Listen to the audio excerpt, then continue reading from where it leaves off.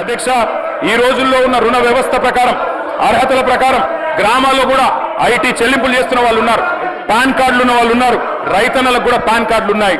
Pan card ప్రాతిపదికగా తీసుకుంటే వాళ్ళందరికీ కూడా రైతు బంధు కట్టే ప్రమాదం ఉందని వారు భయపడుతూ ఉన్నారు. ఖజానాలో సొమ్మంతా కర్షకుడే మింగేసినట్టు గోరంతలు కొండంతలు చేసి ప్రాపగాండ చేస్తా ఉన్నారు. ఇది మంచిది కాదు అధ్యక్ష. ఒక పక్కనేమో దేశంలో ఈ బీజేపీ అధ్యక్ష దేశంలో 14.5 లక్షల కోట్ల పెద్ద పెద్ద బడా వ్యాపారవేత్తల అధ్యక్ష వాళ్ళేమో మొత్తం సొమ్ములు ఎగవేసి బ్యాంకులను లూటీ చేసి పారిపోతారు అధ్యక్ష. వాళ్ళని పట్టుకునేటోడు లేడు, అడిగేటోడు లేడు. కానీ రైతు కాడికి వచ్చే వరకు రైతులు మొత్తం ఖజానా మింగేసినట్టు, వాళ్ళ వల్లనే ఖజానా దివాలా తీసినట్టు ఇలా మాట్లాడుతూ ఉన్నారు అధ్యక్ష.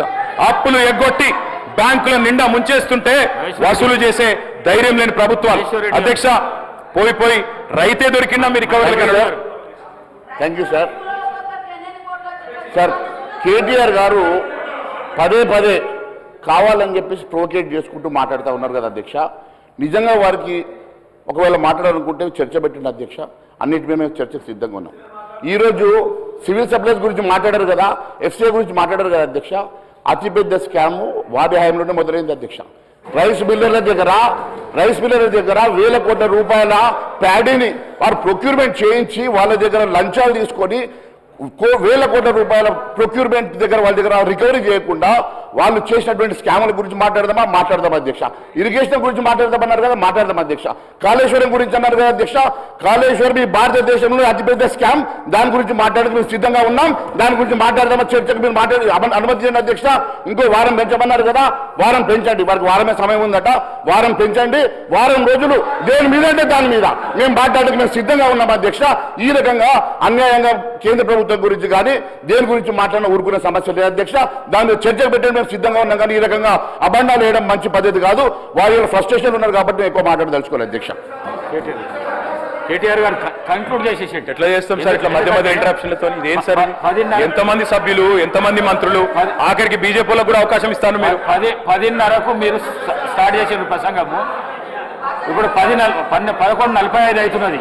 22 నిమిషాలు డిస్టర్బ్ అయింది అధ్యక్ష. హౌస్ ఆర్డర్ లో పెట్టండి సార్, హౌస్ ఆర్డర్ లో పెట్టండి సార్. ఇప్పుడు డిస్టర్బ్ చేస్తే ఎట్లా సార్? హౌస్ ఆర్డర్ లో పెట్టండి సార్. ఎట్లా మాట్లాడతారు? హౌస్ ఆర్డర్ లో పెట్టండి అధ్యక్ష. స్పీకర్ సార్, అధ్యక్ష, అప్పులు ఎగ్గొట్టి బ్యాంకుల నిండా ముంచేస్తుంటేనేమో బడా అధ్యక్ష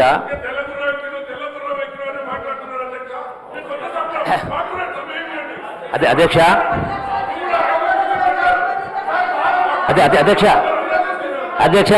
ప్లీజ్ అధ్యక్ష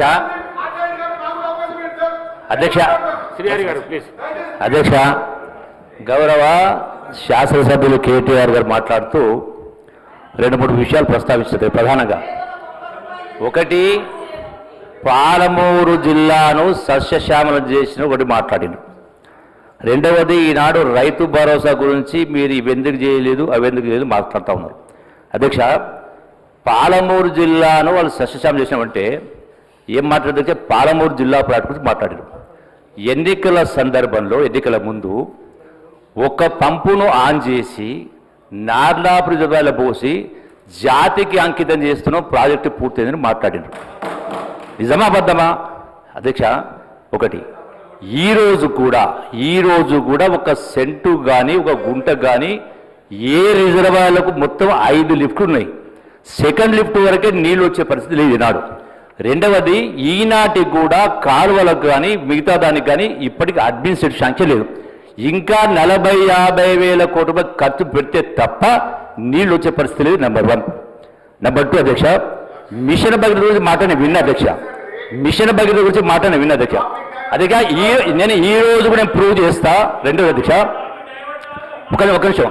ఇరిగేషన్ నుంచి మొత్తం పాలమూరు జిల్లా చేసినామంటే కాంగ్రెస్ హయాంలోనే ఆనాడు రాజశేఖర రెడ్డి గారు ముఖ్యమంత్రి ఉన్నప్పుడు కల్వకుర్తి లిఫ్ట్ అయినా, భీమా అయినా, నెట్టింపాడైనా, కోయిసాల 8 లక్షల ఎకరాల ప్రాజెక్టు మంజూరు చేసి కాంగ్రెస్ ప్రభుత్వం రూలింగ్లో ఉన్నప్పుడే మొదటి లిఫ్ట్ని పంపు చేసి ఆనాడు శ్రీవారి సముద్రం నింపి నీళ్లు ఇచ్చే కార్యక్రమం చేసిన జరిగింది.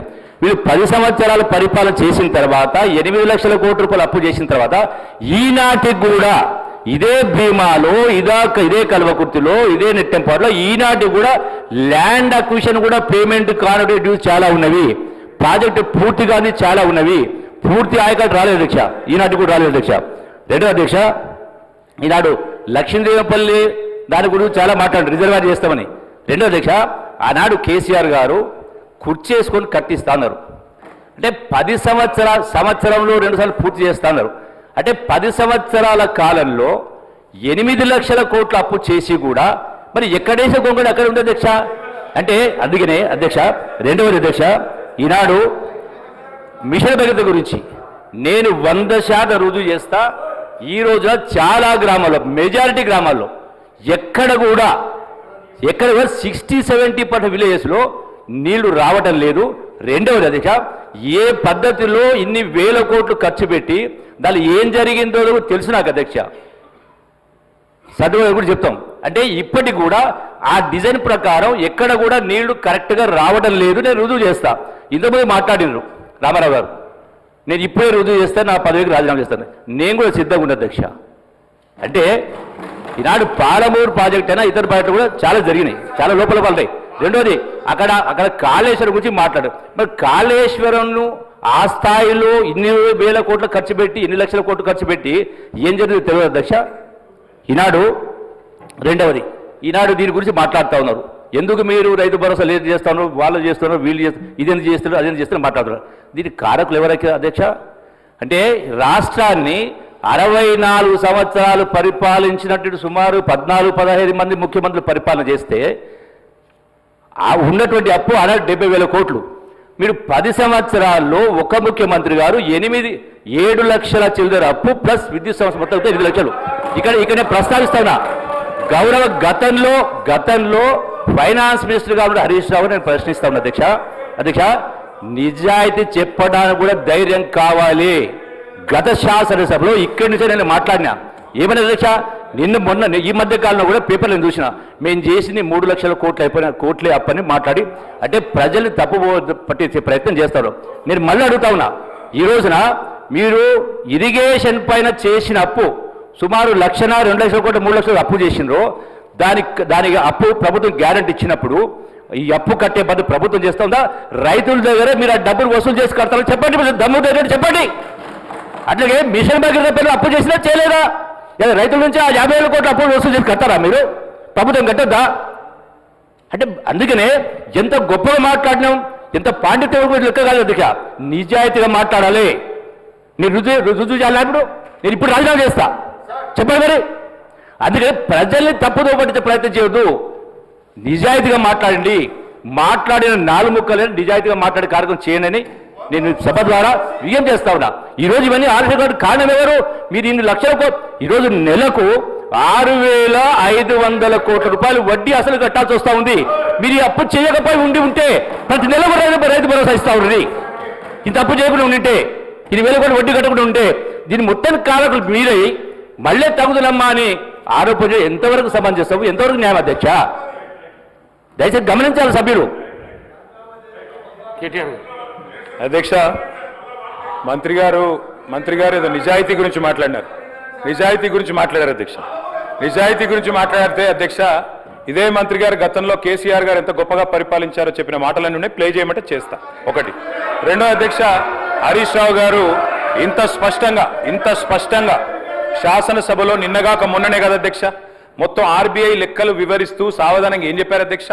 సంవత్సరానికి మా ప్రభుత్వం, కేసీఆర్ గారు ప్రభుత్వం చేసిన అప్పు 40,000 కోట్లయితే మీ ప్రభుత్వం సంవత్సరంలోనే చేసిన అప్పు 1,27,000 కోట్లు. ఇది ఆర్బీఐ లెక్క. రేవంత్ రెడ్డి లెక్కనో జూపల్లి కృష్ణారావు లెక్కనో చెల్లది, ఆర్బీఐ లెక్కనే చెల్తది అధ్యక్ష. వాళ్ళు ఒకటే అబద్ధాన్ని 100 సార్లు చెప్పి నిజం చేద్దాం అనుకుంటే ప్రజలు నమ్మరు అధ్యక్ష. ఇంకొక మాట చెప్తా ఉన్నా అధ్యక్ష, మంత్రి గారు చెప్తున్నారు, ఏదేదో చెప్తా ఉన్నారు, రాజీనామా చేస్తా, ఇది చేస్తా, అది చేస్తా. అధ్యక్ష, ఇదిగో మహబూబ్ నగర్ లెక్క ఇది అధ్యక్ష. మహబూబ్ నగర్ లో ఆనాడు పెండింగ్ ప్రాజెక్టులుగా వదిలిపెట్టిపోయిన కేఎల్ఐ, భీమా, నెట్టెంపాడు 4,000 కోట్ల రూపాయలు ఖర్చు పెట్టి 6.5 లక్షల ఎకరాలకు నీళ్లు ఇచ్చిన మాట వాస్తవమా కాదా మంత్రి గారు గుండె మీద చేసుకొని చెప్పాలా అధ్యక్ష? పాలమూరులో ఈ రోజు వ్యవసాయ విస్తీర్ణం పెరిగిన మాట వాస్తవం కాదా అధ్యక్ష? ఇంకా వారు ఏదేదో మాట్లాడుతున్నారు. 8 లక్షల కోట్ల పని ఒక ఆయన, 7 అని ఒక ఆయన, 10 అని ఒక ఆయన, నోటికి ఎంతో వస్తే అంతేనా మంత్రులు అంటే చదువుకొని రావాలి. ఎటువడితో వచ్చి మాట్లాడతాం ఇష్టం ఉన్నట్టు ఎట్లా సార్ అధ్యక్ష? ఏం సార్ ఇది? వాట్ ఇస్ నేను గౌరవ సభ్యులు ఛాలెంజ్ చేస్తా ఉన్నారు. మీరు స్వయంగా అరగంట టైం ఇచ్చి రికార్డు ఇప్పియండి. నేను చెప్పింది అబద్ధమైతే వీళ్ళు ఒప్పుకోవాలా? ఒకవేళ మీరు చేసినటువంటి ఇరిగేషన్ ప్రాజెక్టుల మిషన్ బగిలి చేసిన అప్పును రైతులు భరిస్తారు, నీళ్ళు ప్రజలు భరిస్తారని చెప్పండి. లేదంటే ఆ పని ఒప్పుకోండి. ఈ రెండు నిజం కాదంటే నేను సిద్ధంగా ఉన్నా, నేను మాట కట్టుబడి ఉంటా. అందుకని నిజం చెప్పడానికి ధైర్యం ఉండాలి అధ్యక్ష. అబద్ధ ప్రజల్ని సభ ద్వారా తప్పులు పట్టించే ప్రయత్నం చేయొద్దు. 9.5 కోట్లు ఎట్లా సార్? ఇన్నిసార్లు డిస్టర్బ్ చేసి కంక్లూడ్ అంటే మధ్యలో ఎవరెత్తిన ప్రశ్న క్లారిఫికేషన్ ఇద్దా సార్? వారికి చెప్పండి సార్, మధ్యలో డిస్టర్బ్ చేయొద్దని చెప్పండి. మంత్రులు ఒకరి తర్వాత ఒకరు లేస్తే ఏం చేస్తాం అధ్యక్ష? వారికి నేను స్పష్టంగా చెప్తున్నా, వారు అడిగిన ప్రశ్నకే సమాధానం చెప్తున్నా సార్. ఆర్డర్లో పెట్టండి సార్, ఇది ఏం పద్ధతి సార్ ఇది అధ్యక్ష? వారు అన్నారు అధ్యక్ష, రైతులకు మీరు ఉచితంగా ఇచ్చిన్నారు. ఎస్, 9.5 ఏళ్ళు రైతులకు ఉచితంగానే నీళ్లు ఇచ్చినాం, భూమి శిస్తు రద్దు చేసినాం, నీటి తీరువా రద్దు చేసినాం. ఎస్, రైతులకు ఉచితంగా నీళ్లు ఇచ్చేందుకు కోట్ల రూపాయలతో ప్రాజెక్టు కట్టినాం, 1000 కోట్లతో.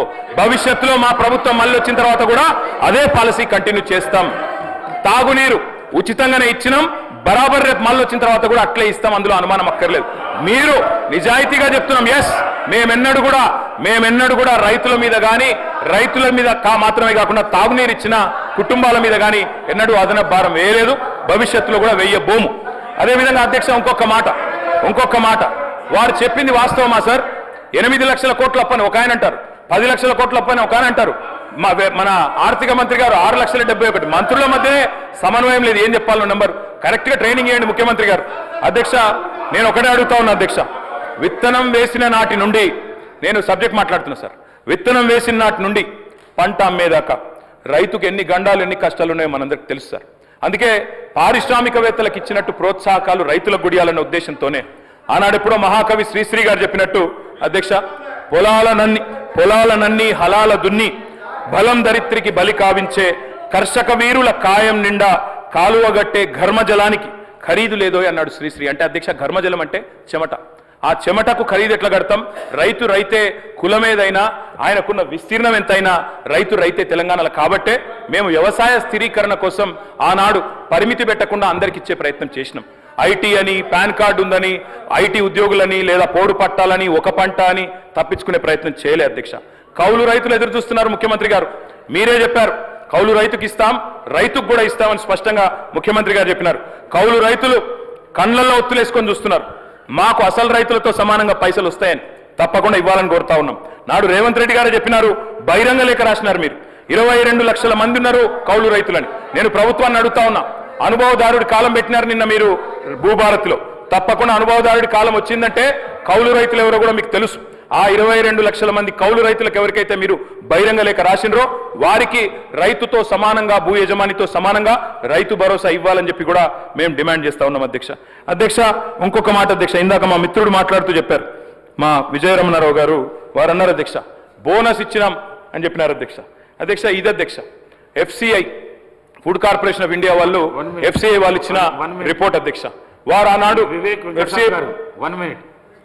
అరే సార్, అప్పుడు కౌలు రైతులకు రైతు భరోసా ఇవ్వమని చెప్పి నేను కూడా చాలాసార్లు వారిని కోరడం జరిగింది. అప్పుడు సాధ్యం కాదని చెప్పి వారు నిజంగానే కౌలు రైతులు ఎవరైతే ఉన్నారో 90% వాళ్ళందరూ SC STలే ఉన్నారు, బీద ప్రజలు. వారికి ఇవ్వకుండా అప్పుడు ఇప్పుడే వారే ఒప్పుకున్నారు. ఎవరైతే రైతు పంట వేయనే వాళ్ళకి కూడా రైతు బంధు ఇచ్చినామని చెప్పి వారు చెప్పినారు. ఈరోజు కన్నీళ్ళు ఎందుకు చూపిస్తున్నారు కౌలు రైతుల మీద? వారికి అధికారం ఉన్నప్పుడు వారు నిజంగానే ఇవ్వలేదు. అప్పటి నుంచే ప్రారంభమైంది వారి देंगे, जरूर देंगे, नहीं देने का सवाल नहीं है. लेकिन మీరు ఏదైతే అన్యాయం చేస్తారో కౌలు రైతులకు ఆ సమయంలో అందరికీ ప్రజలకు కూడా గుర్తించు. కేటీఆర్ గారు ప్లీజ్ కన్క్లూడ్ చేయండి. 2 hours అయింది. ఇంతమంది డిస్టర్బ్ చేసి ఇట్లా కంక్లూడ్ చేస్తా సార్ వివేక్ గారికి ఇచ్చారు, వారు మంత్రి కాలేదు అయినా మాట్లాడుతున్నారు. రేపు మంత్రి కావాలని కూడా మాకు కోరుతా ఉన్నాం, మా సోదరుడు మా దోస్తు ఆయన, కాబట్టి మంత్రి కావాలని కోరుతున్నా సార్. అధ్యక్ష ఒక మాట చెప్పాలి అధ్యక్ష, ఖచ్చితంగా చెప్పాలి అధ్యక్ష. ఇంతమంది సభ్యులు అడుగుతా ఉన్నారు, ముఖ్యమంత్రి గారు స్వయంగా రాసినారు కౌలు రైతులకు ఇస్తామని చెప్పారు. కౌలు రైతులు 22 లక్షల మందికి ఎవరికైతే మీరు ఉత్తరం రాసినారో రేవంత్ రెడ్డి గారు, వారు ఎదురు చూస్తున్నారు కళ్ళల్లో ఒత్తులేసుకొని. రేవంత్ రెడ్డి గారు తప్పకుండా రైతు భరోసా ఇస్తాడని ఇయ్యాలని కోరుతా ఉన్నాం అధ్యక్ష. దాంతో